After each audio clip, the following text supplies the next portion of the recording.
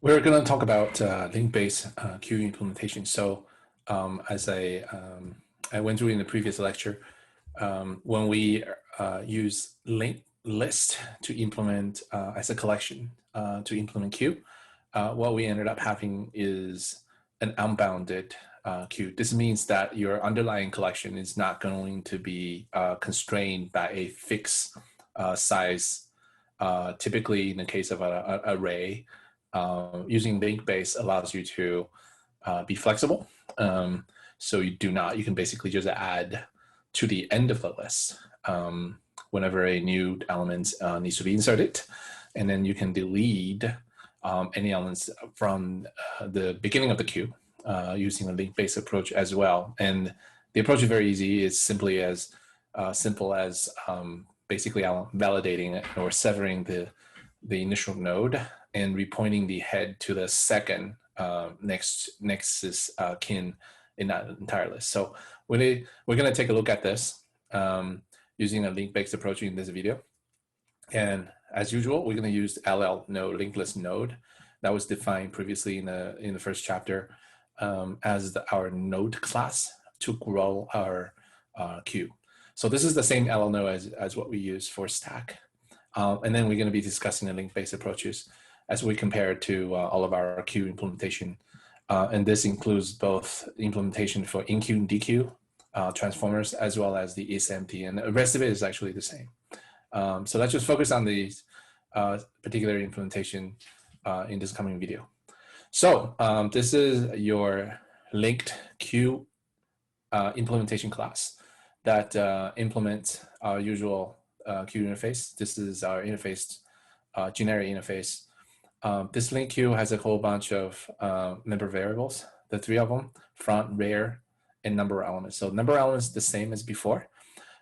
Each front and node is a reference pointing to, so this is a two-pointer approach, right? One pointing to the front, which is right here, and one pointing to the rear, which is here. So note that both front and rear are both node instances. So when we point front to the very first node here, and the front itself is simply just a placeholder, okay? It does not store anything. But the actual elements that we are inserting into this list or this queue starts from here, okay? So this is node number one, node number two, number three, and so on and so forth. That is it. The default constructor has both front and null and rear both set to null. This is not necessary, as you know, in Java. Any initialized reference object has a default value of null. But the other chooses to have it here just for clarity purposes. All right, let's move on to next one. So initially, this node, this entire queue has no elements inside. Simply just empty. Okay, so this is the first modifier, the transformer method. It's called enqueue. A couple of things. So the pseudocode says when we add something to a list, first of all, we have to create that node. This node is an element that's being passed in.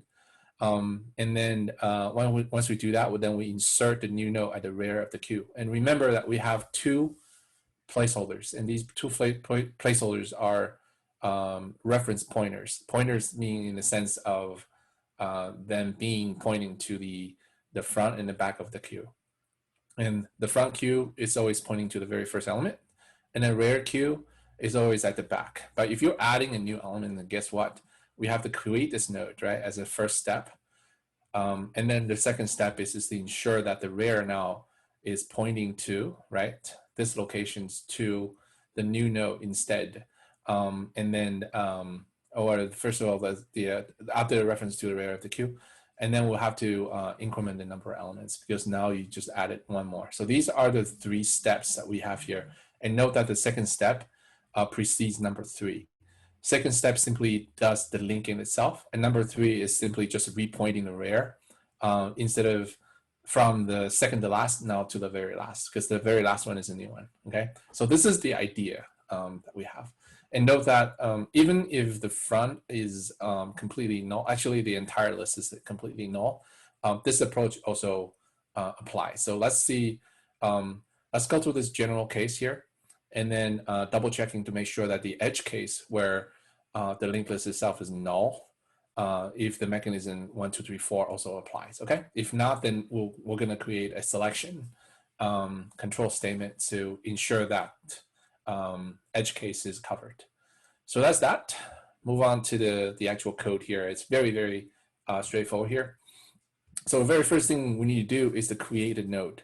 So the node is created using this generic class with the elements being passed in. So in this case, this element is the information, presumably information that you want to capture. Okay, so this is just on a generic sense. So this creates a new node. New node is the new one that needs to be created if rare is null. So what does that mean? Well, if you have an empty list where both front and rare are pointing to, so front is F, rare is R. If both of these are pointing to basically nothing, like this is a null object, then what does that mean? That means by default, this list is empty.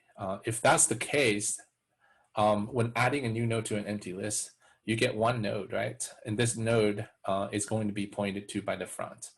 So in this case, front is going to be pointing to this new node right here. Okay, this is the front. And then what happens is your rare is going to be the new node. Why? Well, because there's only one node, right? So this takes care of the edge case, being if the list itself is already null. Then simply what you would do is to point both front and back, right, to the new node. So that is the edge case here that we're considering here. Now, what if the rare is not null, meaning this list has some elements in it? You know, this rare is already pointing here, right, on the very end. So this is the same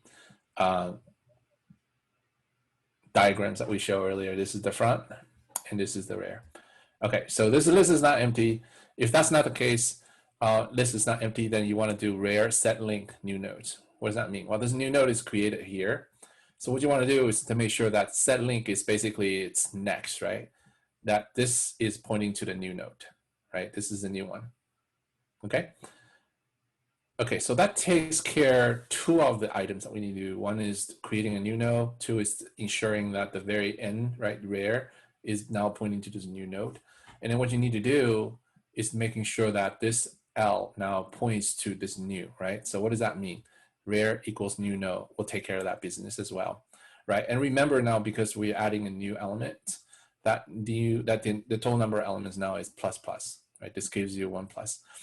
So this is, in short, how we use a generic node class to insert an element called enqueue, right? This option is called enqueue at the end of your FIFO queue. Okay, let's take a look at also the dequeue, right? And what's going on here. So just like your enqueue, this is the exact opposite. We don't want to touch anything in the rare, right? First of all, before we can even start, one of the next requisite is to decrement the number of elements, right? So what you want to do is to make sure that this entire front now, dequeue means that first in, first out, the elements that needs to be removed is all the way at the front. So what we need to do in Java, because Java has a garbage collector, you don't have to worry about deallocating this memory. All you need to do is to making sure that this number 2 options, right, step takes place to repoint front to this nexus kin over. So infos, which is your very first element, its nexus kin is right here. So this becomes the new front, right? So the first thing we need to do is set element to the information to the front node. What are we talking about? Well, remember dequeue, right? Dequeue returns the information that you just removed. And that information presumably is in the info. So you want to set, so remember element is the textual information associated with this queue. So you want to store that one. That's what the number 1 is. Sometimes the dequeue operation depends on implementation. It may not require you passing the info back to the caller. So if you just dequeue something, you dequeue something, right? Maybe the caller doesn't care. In this case, in this particular implementation, the return object is the element itself. Okay, So this element could be a string, for example. That takes care of number one. Number two is remove the front node from the queue. So this is what we're talking about, the repointing part, right? Ensuring that front is not pointing to this new guy right here. And then if the queue is empty, it is very possible that there is no node at the end of it, because it could be a situation is that you have one null, right? Basically one node inside this list. If that's the case, then the second one is going to be empty, because that is pointing to is pointing to a null, a terminator. If that's the case, then you set the rare to null, right? That is because if you do that, if you delete the very first one, then what you ended up with is an empty list. So empty list calls for both rare and front to null, and setting the rare to null would definitely complete that operations. The front in that case has already been nullified, right? Because you all of a sudden you're pointing front all the way to this back, and the back is already null. So if the queue is empty or null, that's what it is. The front is already set to null. So both front and rear would have been set to null in the case when the list is only got one element when you try to dequeue it. Now, if the list is already empty, obviously you want to do the exception, right? There's no more to dequeue, and that is the runtime exception we were talking about earlier. And then you want to decrement the number of elements and return elements. Okay, so without further ado, let's look at our implementations here. So this implementation is very straightforward. First of all, the edge cases that we need to consider is if the list itself is already empty. If so, then you want to throw this because there is nothing to return, right? So that takes care of this. Okay, the second edge case is if the list only has one element. If this only has one element, then what's going to happen is when you do front to front get link, what's going to happen is the get link from the front, if this is only one element strong, then its terminator null is going to be here, okay? So your get link is actually going to get a null terminator. If front is null, in that case, you want to set the rare and null, right? Because when you deallocate this, when you remove an element from a list or a queue with only one element, you end up with null. And that list becomes empty. So empty list basically means that rare and both front and rare are null. Okay, the front in this case has already been set to null because this is null, right? So this takes care of the one element list. Use case for the above is one element queue. Okay, one element queue.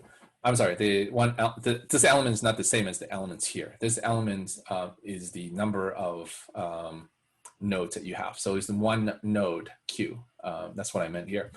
All right, and then what if you have your list it's got more than one node inside?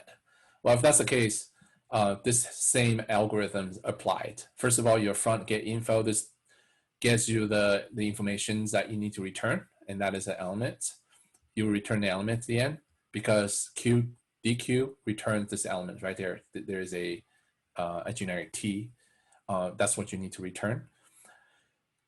The number of elements is now decremented, but the most important part is actually this: the front equals front get link. So this basically means front used to. Oh, this is your entire queue.